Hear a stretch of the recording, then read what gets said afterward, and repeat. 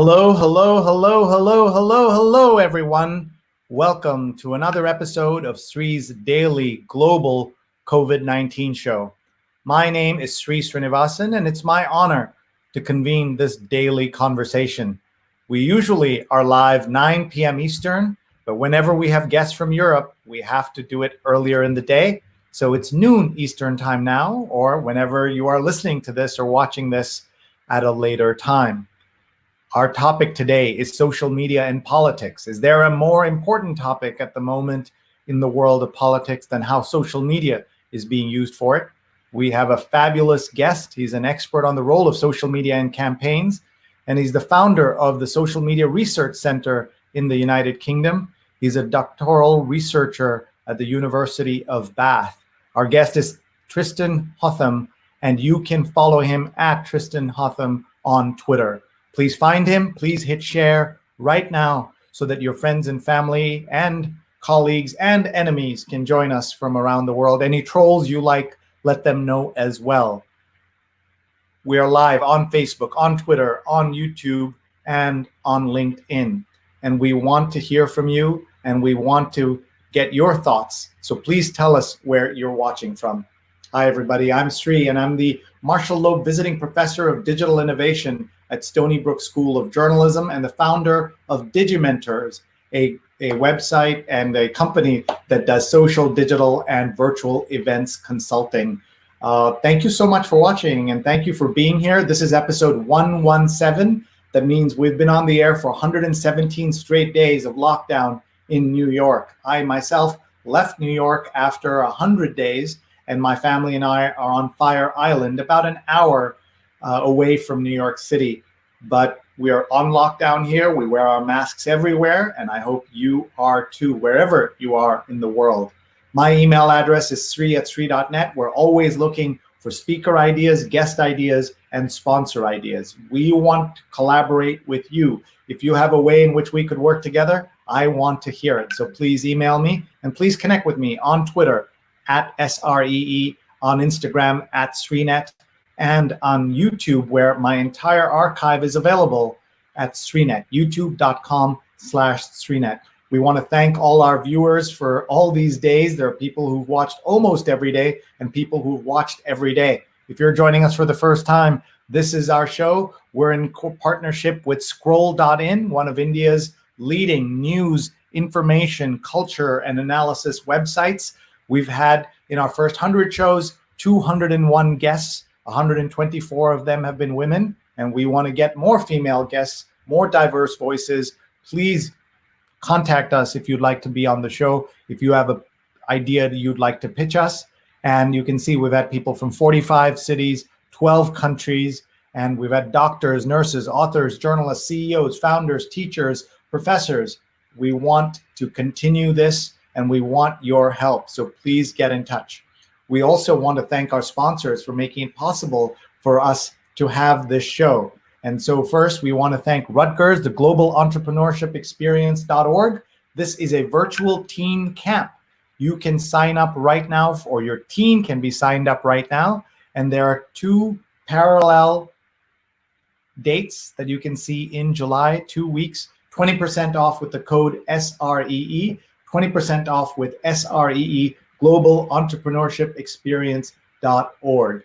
We also want to thank our friends at Muckrack and the Muckrack Academy. They allowed me and enabled me to create Fundamentals of Social Media, a free certification course that everybody in the world can take. 4,000 people have taken it already. mrac.co/social, mrac.co/social. Please sign up. Please tell someone in your life to sign up. You can take a screenshot or take a photograph, or just email me and ask about this. mrac.co/social. We also want to tell you about one of the shows we're producing. It's called She's on Call, and we have an ad for it. Hi, I'm Dr. Sujana Chandrasekhar. I'm an ear, nose, and throat surgeon in New York City and New Jersey. And I'm Dr. Marina Kurian. I'm a general surgeon in New York City area. We'd like to introduce you to our new show, She's on Call. We air live on social media platforms from 11 a.m. to noon every Sunday Eastern Time. We discuss the medical topics of the week. We have two great guests, experts in their field, that help us analyze and look at some of the topical issues of healthcare. And we are on 11 to 12, so please join us. We love to answer your questions, so please share and watch and send us your questions and comments. See you Sundays at 11. And you can see the recordings, and please sign up at She's on Call. It's my honor to executive produce that show with Doctors Marina and Sujana. So with that, let's get started. I want to warn our guest that he's about to come on stage. He's waiting backstage in our virtual green room, and we're just delighted to have Tristan with us. Let me once again just remind you who he is and bring him on stage. He is an expert on the role of social media in campaigns. He's the founder of Social Media Research Center in the United Kingdom. He's a doctoral researcher at the University of Bath, and he's here. Hi, Tristan. Good to see you, Sree. Thank you very much for having me on. And I come to you from an actually sunny England, which is a surprising thing to say. Yes, it is. And I can see you have a very nice setup there. I see the professional podcasting equipment. I see the attic space. I see a triangle that you're in. Tell us where you are. So I am actually in my family's loft, which we've had converted years ago to have a sort of spare room. But now it's my semi-office while we're on lockdown. And unfortunately, my girlfriend is still in Spain. And so I actually haven't gone back to my other house in Bath. So I've been here at the family home, trying to be safe with everyone else that I love. So that's what I've been doing. And everyone's okay? Surprisingly, we all managed to get the virus about early March. So just before the actual lockdown happened, we all had the virus. But luckily, everyone's okay. Praise be to the Lord. And I have fully recovered. But obviously, this is a time where so many others are not. And it's really nice to be on a show that actually, I think, provides a little bit of light within the darkness of this period. So kind of you. Thank you. And I'm sorry to hear that you had it, but you're all back clearly, and you made it. So we crossed our fingers for everybody who is suffering with coronavirus right now around the world. In America, you've seen the horrid numbers of not a flattening, but a slight flattening, and then a second spike in a first wave. And that's a geographic spike because people aren't listening to the authorities, and because the person in charge of America in so many ways has failed America in so many ways.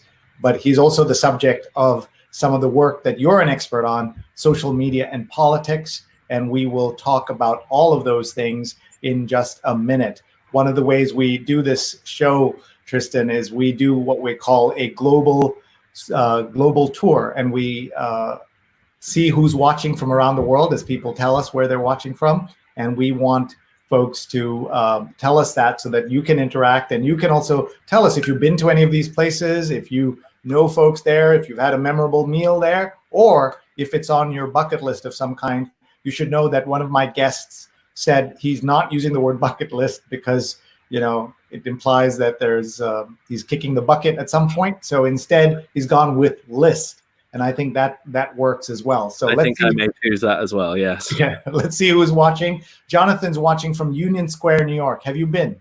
I have not been to New York. It is on my list. There you go. For after this COVID period has finished, I will be looking very much forward to going to New York. Especially, I'd also like to go to the West Coast as well. Both the coasts and the flyover states. People always forget those. And at least in the UK. Tell us about your interest in America and what you know about it. You've studied it, obviously, in many ways because of your work, but you haven't been here. No, I've never visited. And unfortunately, lowly PhD wages don't offer you too much of a chance to go gallivanting off around the world. But this is, you know, when I become rich, more rich and famous, maybe I will peruse the different states of the United States. But obviously, America, the United States fascinates me because it's the originator of what I'm interested in, social media. It's an American game, and it will be for many, many decades still. Although obviously you have now different nations coming up with their own social networks, such as in China and also in India. So I've been fascinated ever since, 2008 when I went on Facebook, and now it's flowered into a behemoth the size of its own nation, or even the size of the largest nation on earth. And America is stamped all over the nature of these social networks that are now worldwide. So of course it's fascinating. And you've also learned so much about the way America has an impact on that. And we'll be talking in great detail about some of the positive and many, many, many of the negative things in it. But because we like to be a little positive on the show, maybe you can start by telling us some positive things about the state of social media today. So through my analysis over the last 4 years, I think one of the main things that often gets lost, and actually the House of Lords did a report the other day on the threats of social media, a very interesting report with some recommendations. And I submitted some evidence for it that was included. And my evidence was actually quite positive. It's about what I term virtual membership. Now, over the last 30, 40 years, political party membership, and this is true for the United States as well as Britain and many other European countries, has been trending continuously downwards. And actually, in the recent sort of last decade, since we've had social media, you've seen the rise of what I term virtual members. So these people are not, they reject official membership of a party, but are still political. They're still interested and want to be involved. And these numbers of people are huge. You're talking 10 times the number of official party members for parties in the UK. And parties have a real, I think, opportunity to utilize this group, because this group of virtual members, compared to their official memberships, are younger, more diverse, probably have some new interesting ideas, and they need to bring these people in and utilize them in their campaigns. So the idea that this social media is just a one-way negative street is wrong, insofar that many people who were not traditionally politically active are getting more engaged and joining in. Thank you for sharing that. And I think that's a perspective that many people haven't quite understood. Let's keep going on the global tour, and then we have so much to talk about. Ron Thomas is watching from Dubai. Have you been? I've not been to Dubai, and again, it's on my list. It's a fascinating place. I mean, just the change you've seen in somewhere like Dubai is fascinating. It's a bit like going to Shenzhen or some of these other Chinese cities that have just astonishingly grown in the last 10, 20 years. It makes me really want to go, because it's not only got a fantastic skyline now, but the water looks quite inviting as well. So it's my kid brother, who's over 40 now, lives in Dubai with his family, and I've already been twice before the lockdown this year, and I would have been back multiple times. I try to go every time I go to India or to East Asia. I stop in Dubai, and so I miss him, his wife, and my wonderful nephew very much. And so thinking of them now. Here's Ron watching from Dubai, and Ron posted, "Do Americans understand how badly they're doing? In France, where I live, the virus is under control." And this is an article that Ron has posted about a Frenchman writing about America. And Ron is an American living in Dubai, which again shows you the global nature of social. And Ron, I'm so sorry to see, as you've mentioned here in your comment, I lost my sister and cousin to this dreadful disease. And I'm so sorry, Ron, to hear that. My deepest condolences.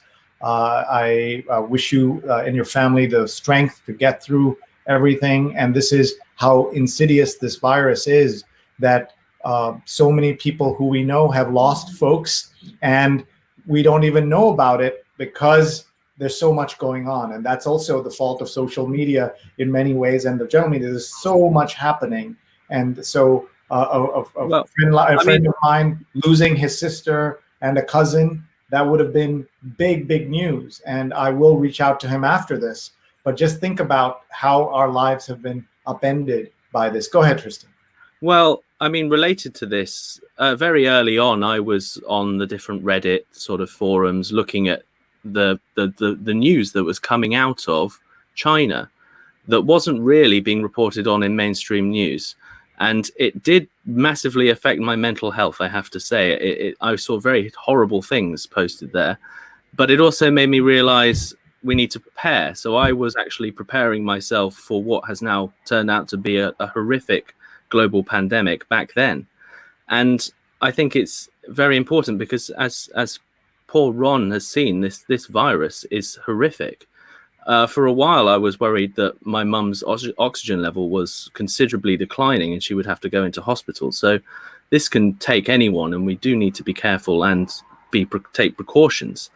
But again, this ties into social media. You have that seed of this strange news coming out of China in early January that the mainstream media and the government seem to be totally unprepared and not talking about it. That's what made me so concerned. It's not so much the news itself. It was like, hold on, this has the capacity to become a terrible global pandemic and nobody's mentioning it. Then it took a whole month or more for them to finally actually start talking about it as a serious problem. I remember, I think the day that I realized it was getting really serious was when the WHO moved from their smaller conference venue to the proper full-on conference venue. And that's when you knew that it was actually going to become what it is today. So equally, though, I would say that I'm glad we are having this pandemic now and not the SARS 2003 pandemic, because social media has made this a much more manageable affair, especially for mental health and staying in contact and maintaining activity and being able to work still. I can't imagine what it would have been like if we had the 2003 SARS pandemic go global, because we were not at that stage of connectivity worldwide.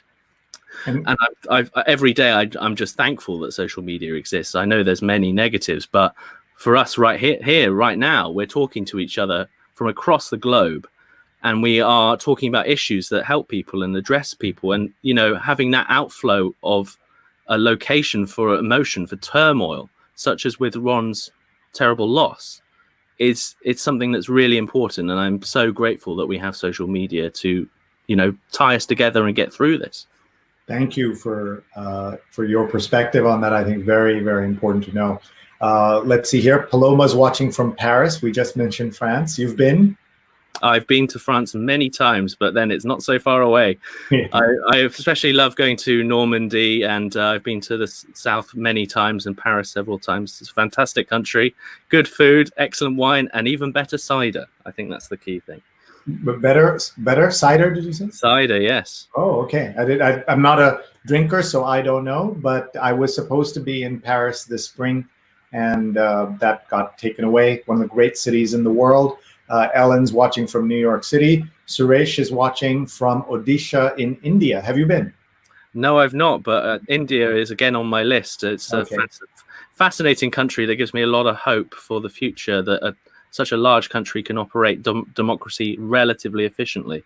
Relatively is the yeah, key. I think relatively, but you have to place it in comparison to some other countries that are having problems. So, you know. Devon's watching from India. Linda is watching from a hot Long Island. Hope things are cooler on Fire Island where I am. I don't know. I'm kind of on lockdown here. We only go out to the beach with masks on, and very rarely too. Let's see. Tufel is watching from India. Mark Lee, who's been a guest on this show and is a dear friend, is watching from Durham, North Carolina.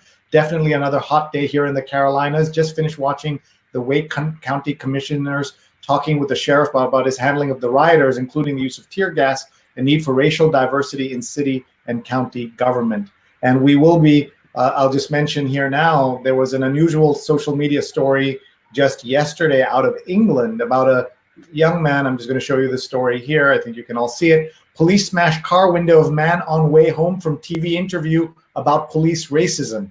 Ryan Kolako was driving home from an interview and was wrongly accused of concealing drugs after having already had enough trouble that he went on television to talk about it. On his way home, he got stopped. And that's the story from The Guardian. And Ryan will be doing a segment with me on either this show tomorrow night or an Instagram live event at 12:30 p.m. Eastern time tomorrow. 12:30 Eastern is, for you folks in British Standard Time, about 5:30 p.m. British Standard Time. So about 24 hours from now. So please follow me on Instagram to see that. We are not typically doing Instagram lives. because Instagram does not allow third-party tools to broadcast into it. You have to do it off your phone.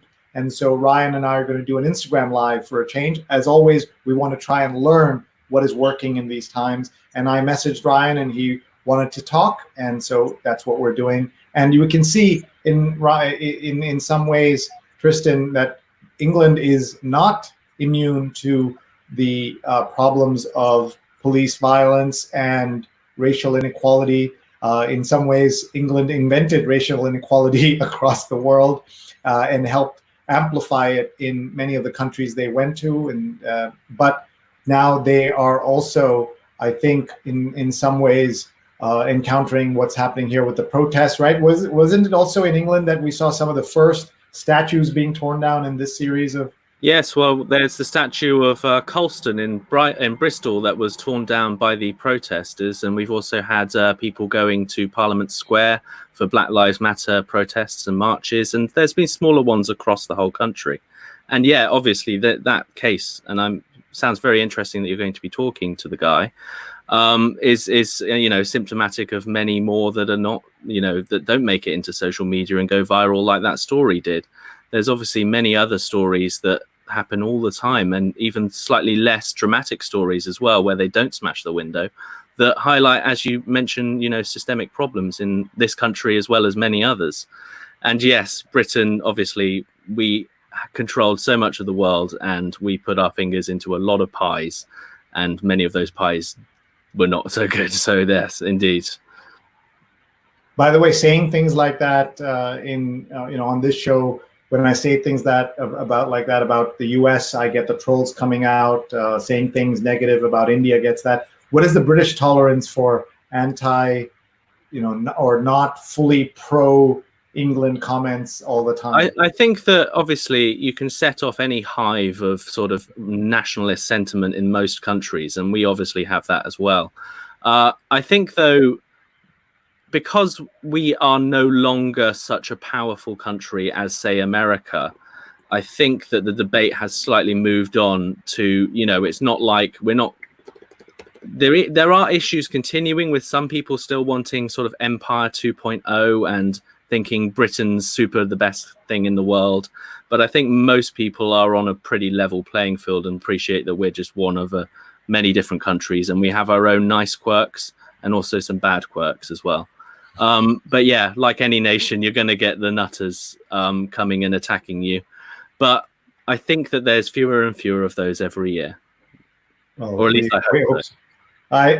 We could do a census of all the nutters, as you said. Anand's watching from India. Dr. Shahid Siddiqui is watching from, he says, my native land of India. That's true. My family's from India. My parents live in India. So grateful to have India in my life. I was born in Tokyo, where my father had no problem picking me out in the window. He said, the brown one is mine. And that's how we ended up here. And Linda says life list works instead of bucket list. And Doug Levy is watching. Doug is a fabulous person that, Tristan, you should get to know. He has already written a book on communicating during coronavirus, expert on social media. He's at SF Doug on Twitter. And every day he sends out a newsletter with just 3 items on it, all coronavirus accurate pieces of information. So please follow him at SF Doug and sign up. DougLevy.substack.com. DougLevy.substack.com. By the way, my newsletter, if I can pitch it, is Sreenet.substack.com. And my newsletter looks at tech, life, politics, and much more. And it just went out about 20 minutes ago. So hopefully people will catch that as well. What is Doug saying? He's saying from the shadows of Mount Tamalpais, just north of San Francisco. Glad to hear that you and your family members have survived and recovered from corona. He's talking about Tristan. We need to hear good news like that. Twyla says, go to the American Southwest, New Mexico, Utah, Arizona, and Colorado. So you're getting a life list here as we... It's good. It's very welcome. I love to see it. Mark says, how is the pay for higher ed teachers in the UK? Here, college teachers often complain about their wages and also their tenure game, where things are bad to being published and often. So talk a little bit about that, since you have a PhD, all but dissertation, or you're about to have your what they call a viva. Just need to have the viva done. Yeah. So in many ways, we follow the United States, in so many things, and higher education is one of those. So we had the marketization of the higher education institutions in the sort of 80s and 90s, and we had Blair come in, who was a Labour prime minister who wanted to have more people go to university, which led to the creation of many more universities, to the point where now 50% of the British population, each generation now goes to university. So there's certainly no shortage of students. The issue in the UK has been a lot of casualisation of labour in universities. So, there's fewer and fewer, as you would say, tenure track positions, in the same manner as the problem in the USA. So there is that issue of having lots and lots of very intelligent, qualified, would make amazing lecturers and do good research, who are just on 0-hour contracts doing day-to-day teaching and being paid not very much money, and having no security and no ability to, buy a house, raise a family, all of these issues. And that's something that I don't see changing soon, because now we have this coronavirus threatening the entire university sector. And I'm sure this is the same in the United States, but a lot of British universities have a lot of Asian students who may now not want to come. And a lot of the money that these universities make is from these Asian students, especially in sort of renting accommodation to them and in charging overseas fees for these students. This is all under threat. And there was an article in The Guardian, I think yesterday or the day before, about 14 of our universities, and there's about 150 in the UK, potentially requiring a bailout from the government. That's how bad the finances are. So we have a dual problem, which is not only are we having casualized labor and there's few jobs for PhDs, but there's also this now coronavirus-based crisis as well. Thank you. By the way, my friend Sachin, watching in India, he says, Sree, your new Monday newsletter is foreboding. So I guess when you're, my title was Why 40% of Americans Support Donald Trump. And it says, because ignorance, because of the media, because of disinformation, because of social media. But that's just the start of the issues at hand. So everybody, I've put the newsletter link right on the page. You can see it on the screens. Sreenet.substack. Oops, sorry, I put the wrong address. And this is where every little word matters, right? Every letter, every dot matters. It's sreenet.substack.com, sreenet.substack.com, and Sreenet is also my YouTube channel. And we should talk about your Twitter feed. It's Tristan Hotham in the UK, at Tristan Hotham. You're also the founder of the Social Media Research Center. Talk about that, please. So obviously, I'm just nearly finishing up my PhD, and I've been doing some work, consultancy work, for various organizations, pressure groups that look into and examine and try to change the nature of targeted advertising in the UK. And so this is a little project where I'm trying to not only produce my own research, which I obviously want to do, but also to reach out to other organizations and do some more consultancy work.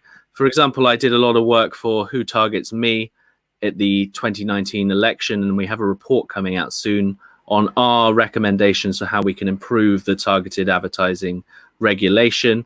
But there's also other avenues I want to go down in terms of consulting for other sorts of pressure groups and data regulation issues. And I also think there's an important avenue we need to go down, which is research access into social media and making sure that we have more open data. And that's been a real big problem over the last decade or so in understanding social media, which has been, we don't have the tools or the access to the data needed to understand it. And this is why, when people see Donald Trump winning, they go, how the hell can that happen? Well, I put money on Donald Trump winning because I saw how popular he was on Facebook, and I made a lot of money. Well, I only put like £10 on, but I still made 60 quid. So that's a good return. So where are your prediction right now about whether I think Donald Trump is not doing as badly as some people are saying. The polling data I know, and the odds on the betting is extremely advantageous for Biden. But I just think that, you know, it's the same as before the 2016 election, which was Hillary Clinton looked extremely strong, but she looked weak when you looked at social media. And I'm not talking about Twitter, because Twitter is totally irreflective of the general American population, same as in the UK.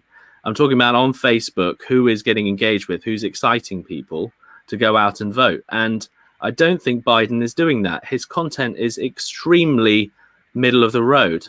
If he wins, it's because he's not Trump, which is an extremely powerful factor to have. And if Donald Trump loses, it's because he is too extreme and he can't get enough people into his big tent that he's trying to build. Biden, it's his to throw. And at the moment, I think he could be doing a better job in terms of conveying a message of actual explicit change rather than nice rhetoric, and also trying to get some of these elements that he may well have isolated back into his tent. So these sort of left-wing Bernie Sanders supporters and the sort of Elizabeth Warren supporters, the people who maybe he needs to actually get over the line. So I think that at the moment, Donald Trump is underpriced in the betting, but equally, it's such a different landscape now given coronavirus. So I think a lot of it rests upon, and you mentioned it in your opening, how catastrophically he has handled this crisis, and how he is also fed into extremely dangerous and bad narratives around, for example, the wearing of masks, and tying it into sort of the idea of freedom is the freedom for me to kill my grandmother or something. It's just lunacy.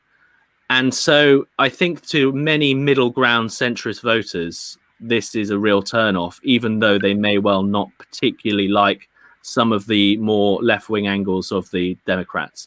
So I think it's all still to play for. I just think that you can't write off Donald Trump at the moment, especially given if, for example, something crazy like Kanye West runs, and that maybe takes away 2% of people who may well have voted Biden eventually. And then suddenly you have a very close result. Well, I wrote on May 24th that there's a very good chance Donald Trump wins in November. That was my headline, and I still stick by that.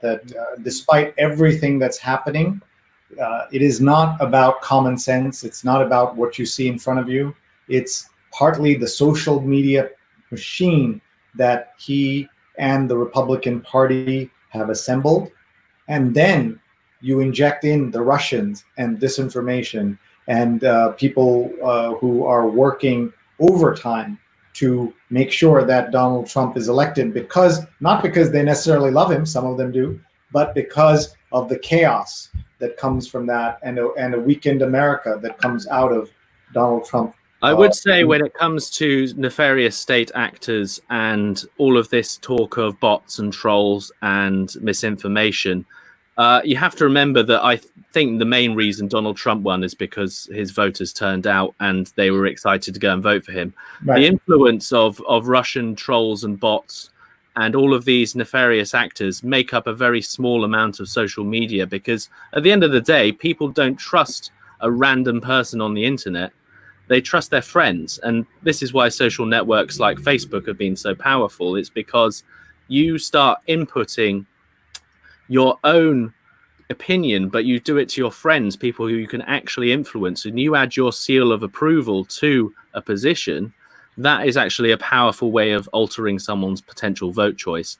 You can also break into different socioeconomic groups, which is what we saw the Conservatives doing since Brexit, and potentially with other parties before Brexit.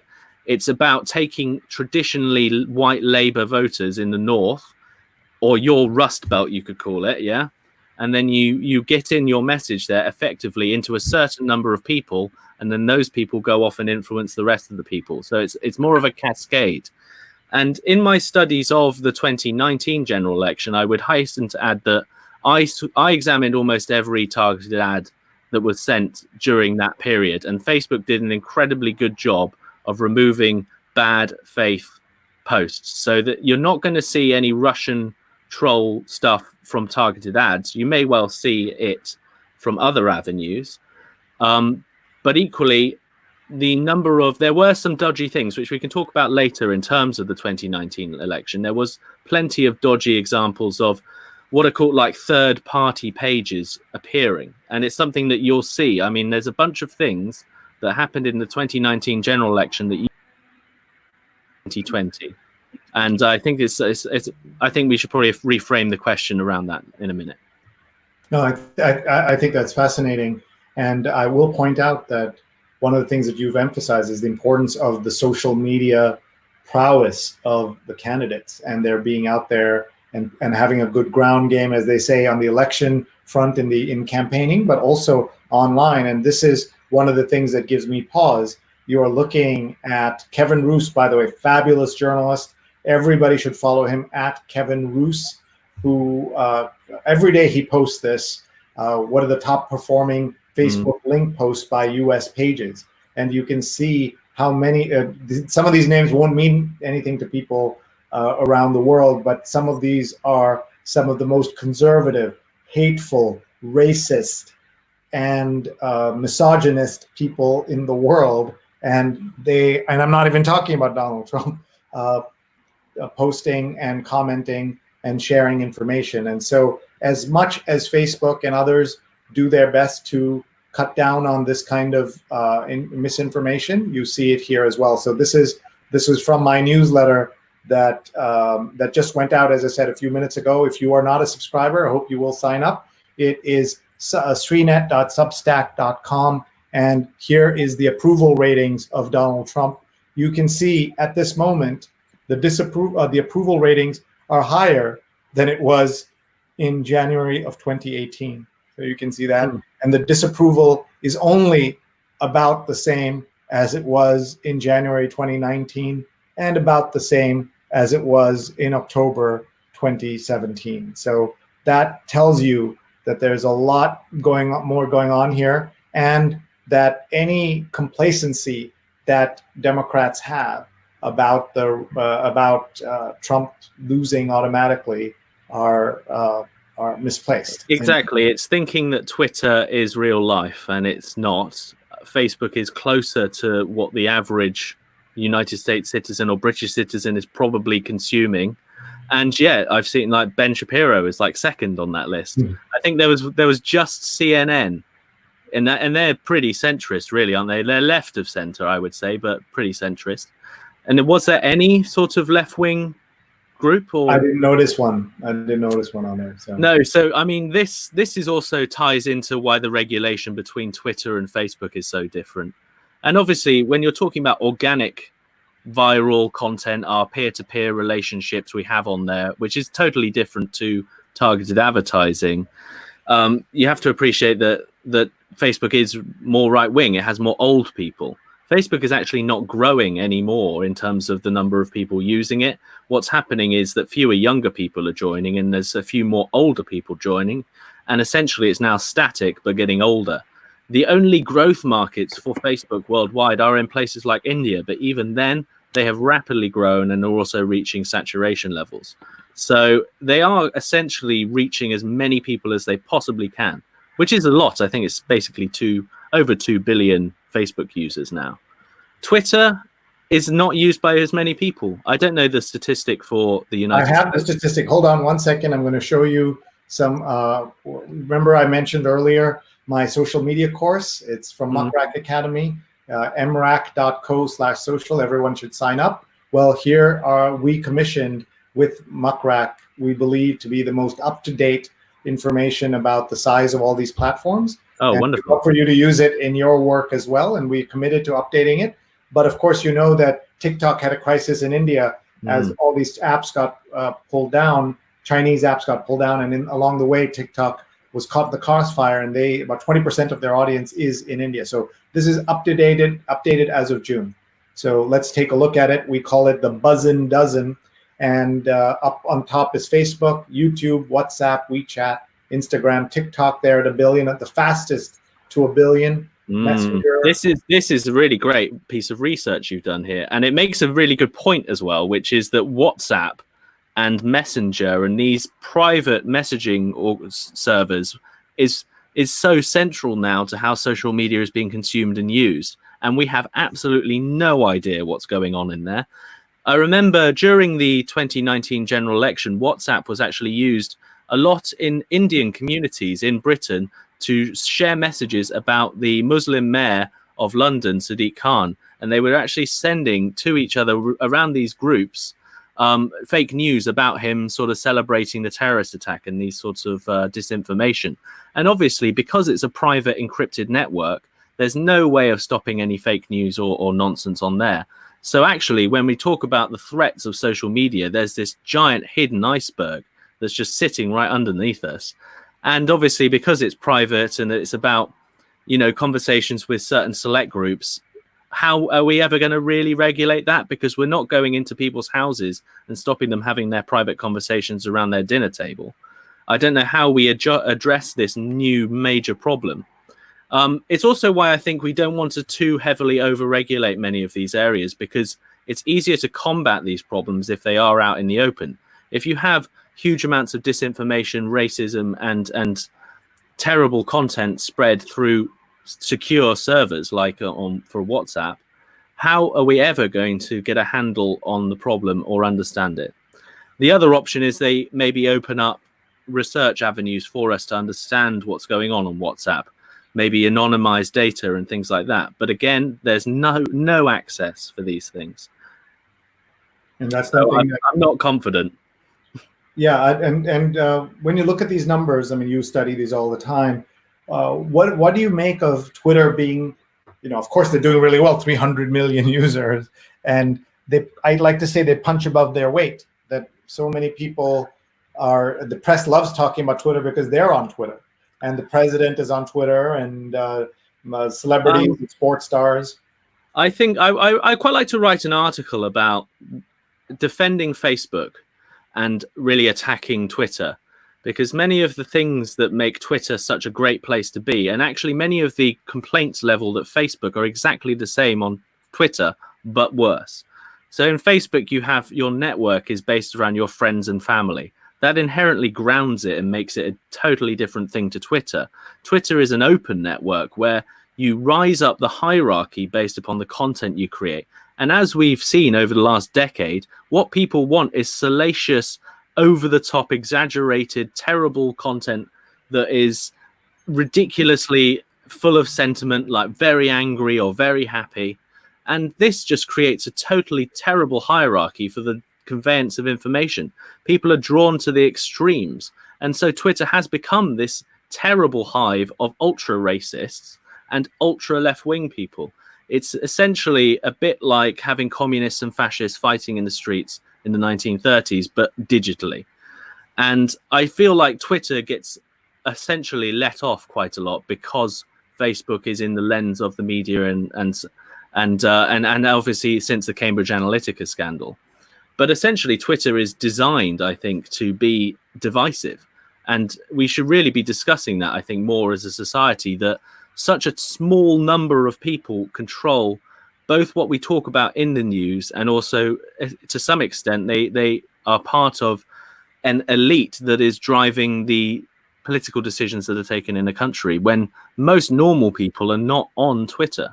So I think it's very important, and people need to appreciate that Twitter is not real life. And many do, but there is certainly a certain number that go on Twitter and think that that is reality, and then they don't understand when Donald Trump wins an election. So I just really hope that we can be brought together more, and I hope that a new social network that takes into consideration the many flaws that are inherent in all of that list of social networks comes along and destroys them all and makes a better world. That's my hope.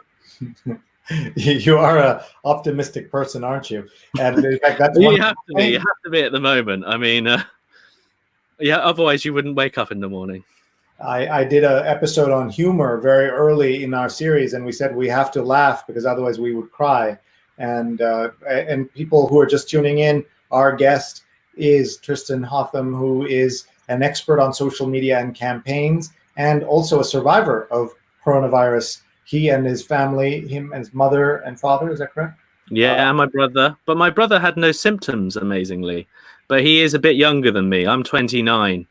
And I think that obviously some young people can just not be affected by it. But not all young it's people. such a strange virus. You just don't know. It's a roll of a dice. And not all young people. And this is where, when the president said 99% of coronavirus patients, coronavirus cases are harmless, he is lying, clearly lying. And this is where, when the podium of the presidency has a lower standard than social media, it's just much harder for everything to be policed or regulated or improved in any way. And that's one of the things we're dealing with. We have lots of comments and questions coming in, so let's take a look. Vandana says, Vandana is one of our 2 producers on the show, Vandana_Menon. She's live tweeting you, and everyone please follow her. The other is Rose Horowitz 31 on Twitter, and they're both terrific. Linda says, I love WhatsApp. And so do I. Smith says people are loving Twitter more and more. True, people have lost their trust in Facebook, data breach and all. Pavan's watching from India. And let's see, Doug says the Russian campaign in 2016 generated a lot of content that Trump's supporters circulated and rallied around. So your point is important, that it's not necessarily that the bots are talking directly to humans, but they're being amplified by humans, and that's where that connection comes in. And there's a very interesting paper on 4chan creating. 4chan is a very horrific hive of racism and very right-wing sort of alt-right content. And actually, there's an interesting paper that said that the memes that were created on there, they would then move on to Reddit, and then from Reddit, they would move on to Facebook. So again, it's from very small acorns, you can create a great oak of misinformation and terrible content and dangerous lies, essentially. So it's very important to, yes, appreciate that, although in absolute numbers, we may not be talking about a big chunk of social media, it can still have a big effect. And that's what we're seeing for sure. Let's look at some of the other comments coming in. Linda says, does Tristan have an opinion on the influence of One America News Network? Which You'd have to explain to me what that is. Yeah, so I will. Just a second. I will do that. OANN is President Trump's favorite network. Some days he attacks Fox, which is a shocking thing to see, because Fox made him, Fox enabled him, Fox made him what he is and made his presidency possible and saved him during impeachment and all kinds of things. So when he attacks them, he praises OANN, an organization that makes Fox News look centrist. So you get a sense of how terrible a news operation it is. So maybe you'll see it come up more in your research as you're going on. I remember they were talking about very early on about creating their own sort of news organization. Is that essentially what this is, or is it? Well, this is not connected to him directly. It's full of Trump sycophants, but it's not a Trump thing yet. Okay, so it's independent. Yeah. But if you remember, this is why he will probably do better again. It's just this, it is thinking ahead, and this, even if he loses, this will then exist for longer, and it's just going to be an open sore for the next decade. And if you remember, the night of the election in 2016, he went in presuming he's not going to win because all the polls said he wouldn't, and he was planning his idea for the next morning and beyond was to launch the Trump News Network. And that was going to be his next thing. If he loses, he is not going away. You're not going to be rid of him. Exactly. I mean, he'll be around for a long time. And lots of comments coming in. I would like to, Siddiq Shahid says that I would like to have Hotham's comment on an emerging problem of digital divide in India during COVID, where lots of rural students are being deprived of online education because they don't have access, digital tools, mobile phones. How can India overcome this crisis, especially in access for education to poor people? And this is a problem in India, but also beyond India. Even in America, there are lots of poor pockets of infrastructure, poor pockets of people and families who don't have access, and the digital divide is real. So I'd like to hear your thoughts, Tristan. I mean, I can't imagine having to go through this experience of lockdown without having, streamable HD movies and being able to talk to anyone I want to, my friends, etc. So it's accentuates the point that I hope that technology, which has got considerably cheaper and more easy to access, just hits the floor in the next few years. I mean, I remember getting a camera phone probably in about 2005, and I think it was like 0.5 megapixels.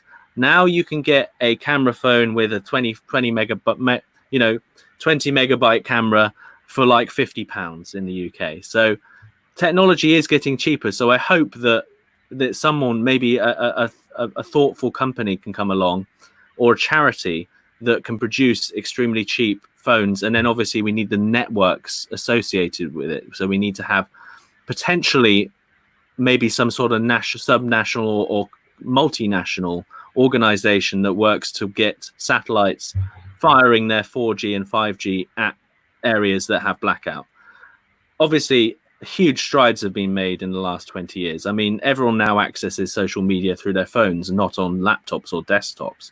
And this is only going to continue. And, I always just, if you want to have if you have a racist mindset and then you go like, oh, they're all backwards in X or Y country, and actually you now go there, you see everyone's got a smartphone. So things are changing, and it just needs to happen a bit quicker. And it's unfortunate that this crisis hit at a time where we have such inequity in so many countries. And I don't know, hopefully the Indian government are working on something to try and improve the situation, because we need to be connected. It's a global world now, and everyone needs to be part of this, because otherwise they're going to get left behind. And if India wants to become the new superpower of the world, then India needs to have its young kids connected to phones, learning how to code, programming, and doing all these other things that mean that they can become the new center of technology in the future.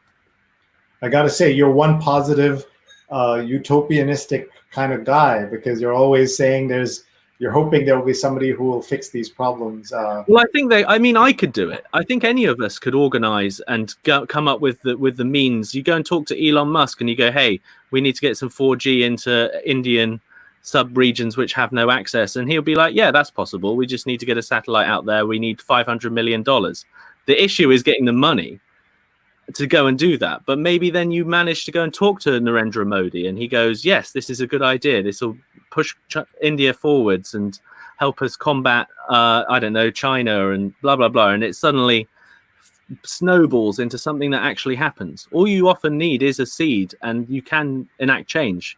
The world isn't static. Things have changed over the last 20 years. And with that, we've had so many new problems. But we are at the thin end of the wedge in terms of the impact of social media. Now, it's a great big experiment, and we're all part of it. So I feel like even the sort of people in rural India need to be a part of it as much as me or you. Thank you. Let's see who else is commenting. By the way, someone's complaining about your framing, and I have to now tell everybody that it's not your fault. It's you have a Dell laptop. Tell people where the lens is on your Dell laptop. Mine is up here. I will show the viewers how terrible the Dell XPS design of where the camera is by doing one thing, which is tilting this to show you the keyboard here. It's incredible, isn't it? Oh my God. And this is not a cheap laptop. No. This is what I'm saying. This is probably already being improved and removed or changed. No, but I've seen people, we've had 200 guests, as I've told you, and we occasionally see this come up. And the only solution really is for you to stand up and have this on a really high platform so that it looks like I know. Crazy. It's hard to do in a loft, isn't it? I don't think I'm ever going to forgive Dell for this, but it came from the university, so I had no choice to complain. So, and this is where the fact that people were thinking of a webcam as something you use occasionally and not as something that's going to be your main way of connecting with the world, or in your case, defending your dissertation. So this becomes so much more important. So your ability to look at the lens and sell your dissertation to your advisors is going to be much more important. I think you're right. I think I need to invest in a new camera, which is what you told me. £50, I'll get a really good one. Yeah. Well, this is just a sign of the moment, right? Like just another way in which the world has changed. Let's keep going. So many questions are coming in here, and we want. Linda's telling Doug that she used to live in Larkspur, paradise. Give my regards to Marin County. These are all places around San Francisco in the Bay Area. Karapai is watching from Bahrain. And we find that there are so many people interested in these kinds of topics. And I think that we wish there were more interactions between folks here in the US and elsewhere to understand what happened, because you folks were the canary in the coal mine, so to speak, with Brexit. And when those of us who thought that the good guys will always be right, good guys will always win, when Brexit happened, it was a wake-up call, and Trump called it, right? He said, he may have just been BSing as he usually does, but he said that Brexit is going to go the way I want it to go. I mean, all of this has been a long time in the making, though. There's an interesting book by an industrialist banker called The Trap, and it sort of laid the foundations for a political party called the United Kingdom Independence Party, who were a political party that basically wanted us to leave the EU. And in the book, he outlines that basically globalization is going to lead to us, and blames the EU as part of it, to essentially cause massive problems for the working classes of Western nations. And to be honest, he was actually kind of right, because obviously all of our manufacturing industry went over to Asia, and in turn, we didn't train up our working classes to do other things. They were just sort of left to be in essentially Rust Belt states, or in the UK in northern towns with not enough job opportunities. So that's one sinew of essentially what was going on. And again, it mirrors the United States. The second sinew of the Brexit, the Brexit vote, was essentially immigration. Now, obviously, the issue of immigration in the UK is a big problem. It's discussed as a big problem. And in terms of the European freedom of movement, it's actually quite an interestingly nuanced debate, because it's slightly less about immigration from the rest of the world. Obviously, some racist people who've probably voted for Brexit probably thought that it was going to be getting rid of the people from Sri Lanka or whatever. But actually, you got slightly more than people expected groups such as the Bangladeshi and Pakistani and Indian communities in Britain voting for Brexit, because they were having to now suddenly compete with Polish plumbers and Polish taxi drivers and all of this stuff. So it's not 100% demarked by race, although generally Brexit voters were older white people. So there's also that element there that people like older white people vote, just to say, older white people vote. So that's part of it, right? They actually go out and vote. Well, it had one of the biggest turnouts of any election we've ever had, and that's reflected in the fact that actually large segments of migrant communities actually came out and voted for that specific election, and then didn't vote in subsequent ones.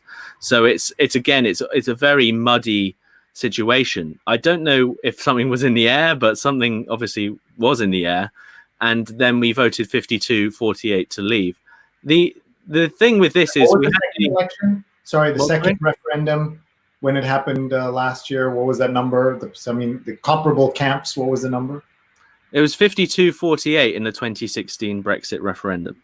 And then the equivalent, they didn't have the when they voted again, or the. Oh no, there was no voting again. No, but when Boris Johnson won, what was the number? Right. So how would you compare that? Johnson in 2019 completed a full circle, which is gaining many of the formerly Labour voters to vote Conservative, and he won. I think it's. I'll have to Google it. I think he's got a majority of 80, and we have 650 seats minus the Speaker. So it wasn't a small margin, basically. No, he won big, but the difference is in 2017, so the election straight after the Brexit referendum, Jeremy Corbyn, who is a very left-wing Labour leader, nearly actually won by coming very close to Theresa May. And one of the reasons for that is that he managed to keep these Labour voters who voted for Brexit on side, because actually many of them, and you can talk about the cause or effect of the symptoms of Brexit, but you can equally talk about solutions. And many of the ideas that Jeremy Corbyn had resonated with a lot of these working class people up in the north. Things like an investment bank, saying like, we're going to give you jobs, etc., have manufacturing back. The difference is that obviously by 2019, the Labour Party, influenced by more liberal metropolitan wings of the party and groups like the Lib Dems, refocused on having a second referendum. And that led to a whole swathe of formerly Labour voters being essentially chipped away by the Conservatives. But this was a long time coming. As I mentioned, there was UKIP, the United Kingdom Independence Party, fronted by Nigel Farage, who Trump called Mr. Brexit. I'm sure you've heard of him. And then we had the Brexit Party, who came after the United Kingdom Independence Party, who have been spending years basically feeding into anti-EU narrative that was taken up by a large segment of this country. And you can debate about the benefits or negatives of leaving the EU, but we are essentially now doing it, and we're in a massive experiment now. So we kind of all have to hope that it's going to work out okay, because there's not really any going back. So we'll see. So you can sort of wish us luck if you want. I don't know. We do. We want nothing but the best for England and for everybody. I mean, who wishes bad things on other people? Can you talk a second about Russia and its influence? Generally, you said it isn't as much as we think it was in 2016. So yeah, it's the same thing again. It's if there was influence, it was from troll farms boosting up certain avenues of content. I think at the end of the day, if you look on somewhere like Facebook, UKIP were absolutely massive on Facebook organically. Yeah. They just had loads and loads of people who were like, leaving the EU is the answer to all of our problems. And this was beginning in 2013, 14. They were the biggest party on Facebook. Through 2015, 2016, again, biggest party, most engagement. So you could see something was going on. And then, boom, you have this referendum happen, and you have a very clever campaign. This is the other element of it, is that the campaign by the Brexit groups was extremely clever. On the one hand, you have leave.eu, which was a Facebook page fronted by a guy called Aaron Banks, who basically tried to target those Labour Leave voting people I mentioned earlier. But then equally, you had another group called Vote Leave, which was a much more middle class kind of affair fronted by Boris Johnson and a few other Labour figures and Conservative figures. So they were clever because they were talking to the different groups in ways that they would want to be talked to. So the leave.eu page went heavily on the immigration issue, whereas the Vote Leave campaign went much more generally on it's about sovereignty, it's about rights, it's about democracy. So they had a very clever dual structure to the campaign that allowed them to talk to people in the right way. And this is why you'll see in the upcoming US presidential election, Donald Trump will use different pages, because we saw this in 2019 as well. He'll use different Facebook pages to speak to people in a way that they like. So you'll have veterans for Trump and all of these other groups targeting people through advertising, as well as more generally through organic sharing in ways that people like. And it makes it so much more powerful. And if you look at the Democrat side, how many Democrat pages are there that are actually constantly making interesting content? So far, I've only seen a few. There's Biden's page. There's the general Democrat page. But then there's just local sort of county and state pages. So again, they don't have the system in place. And you can see that they need to change what they're doing. And it goes back to what I was saying earlier, then they could be doing more.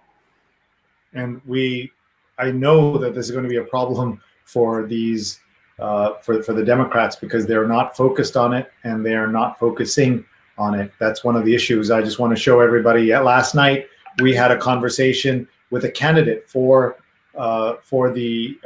Congress here in New Jersey, nearby in New Jersey, Dr. Arti Krybik, and her husband, who's a doctor, Thomas Krybik, and we talked a lot about politics. You can find this on my archives, youtube.com/Sreenet, and it's an ideal kind of part of this conversation that we're having with Tristan right now. Let me also show you what's coming up. So that was episode number 116. Episode 117, as you see, is with Tristan now. Episode 118, we're very excited to have you meet Michelle Goodwin, who is the host of the brand new podcast On the Issues for Ms. Magazine and the Ms. brand. So be sure to meet her on Tuesday night at 9 p.m. Eastern. And then on episode number 119 on Wednesday is Hamilton Today. Hamilton and the Law, reading today's most contentious legal issues through the hit musical. And this is something that's very popular in the United States. I know it was even playing in London.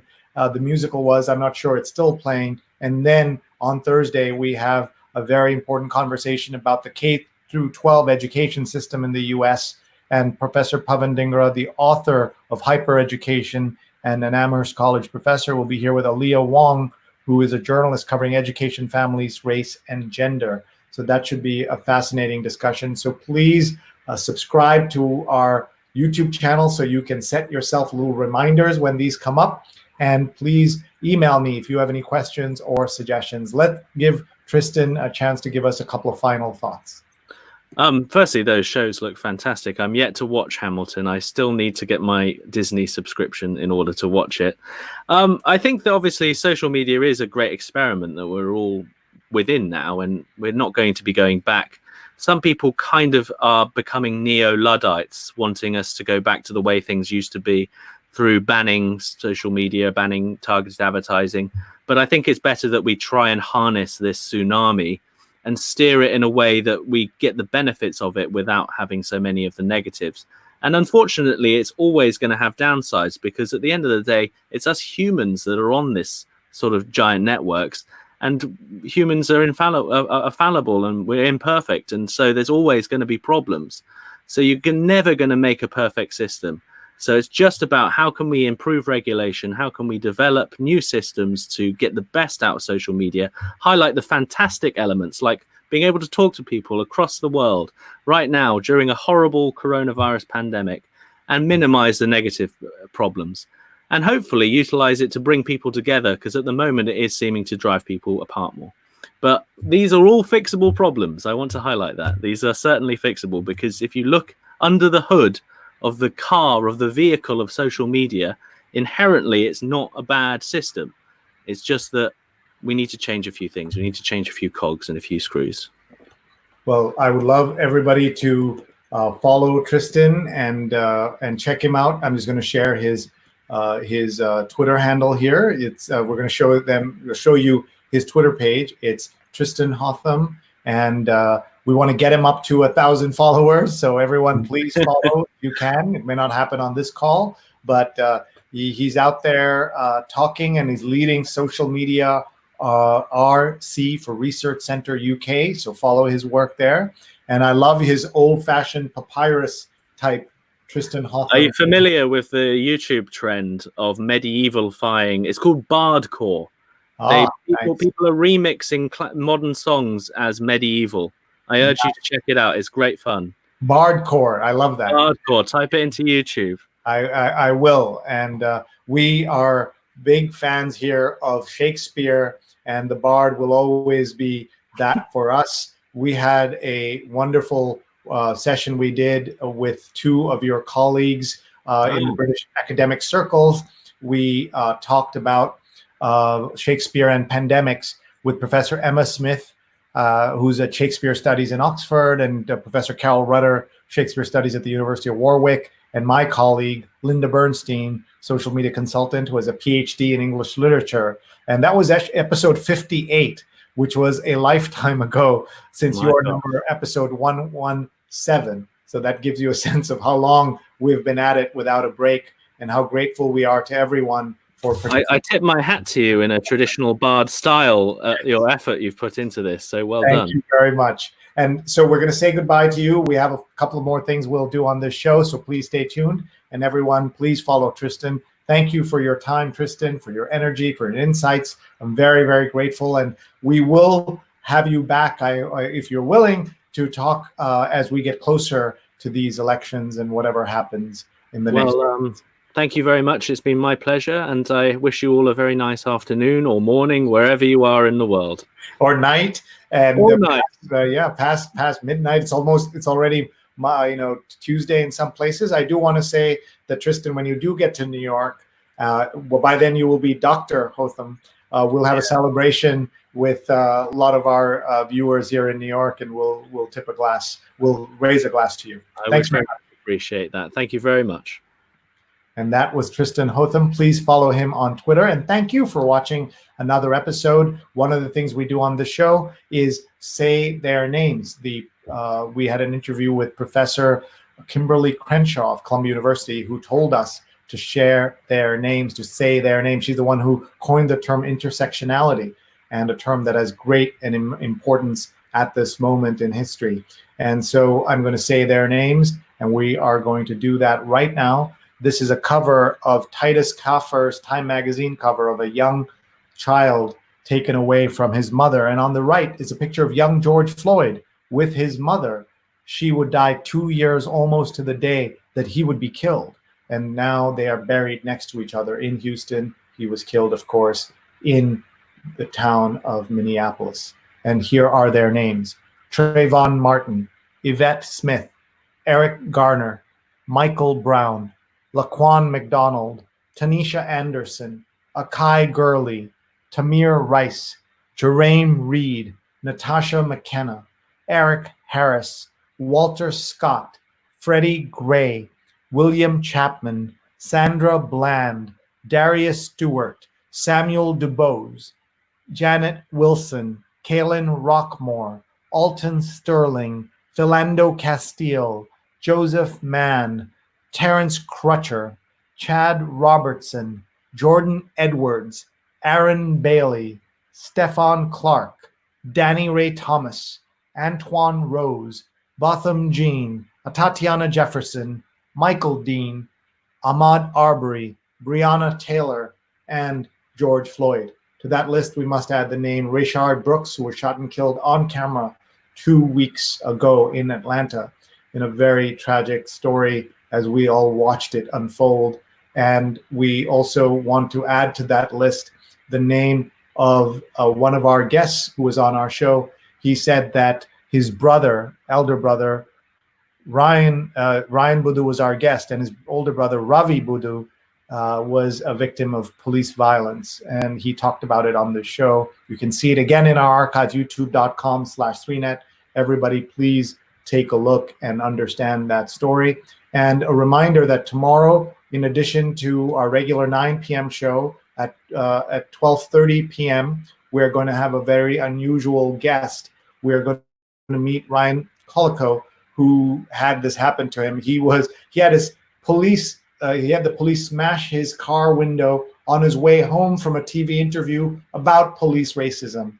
And Ryan will be with us to talk tomorrow at 12:30 on Instagram. So not here, but on my Instagram feed. So please follow me on Instagram, instagram.com/Sreenet, SREENET.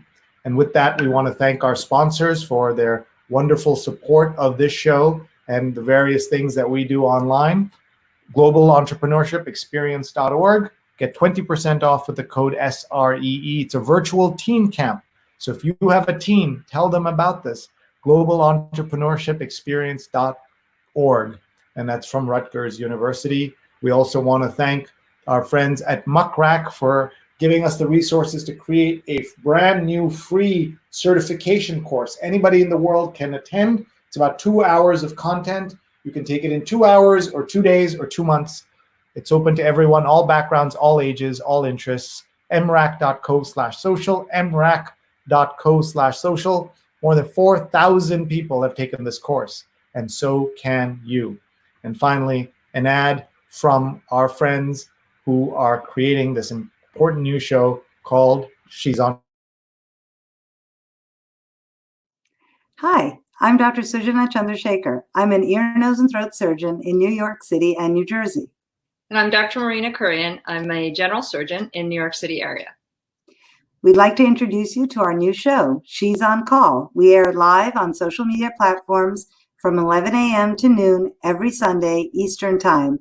We discuss the medical topics of the week. We have two great guests, experts in their field, that help us analyze and look at some of the topical issues of healthcare. And we are on 11 to 12, so please join us.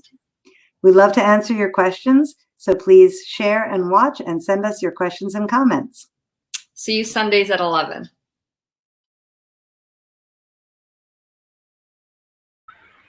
Thank you so much for watching that ad, and please support them at She's on Call on Facebook and on YouTube and on Twitter. Just want to read you this comment that came in from Shahid. It says, I'd like to share a new exemplary case of very positive usage of social media during sudden lockdown in India, when the Association for Community Research and Action, ACRA, reached over 200,000 migrants to support across India through WhatsApp and save them from hunger and mental stress.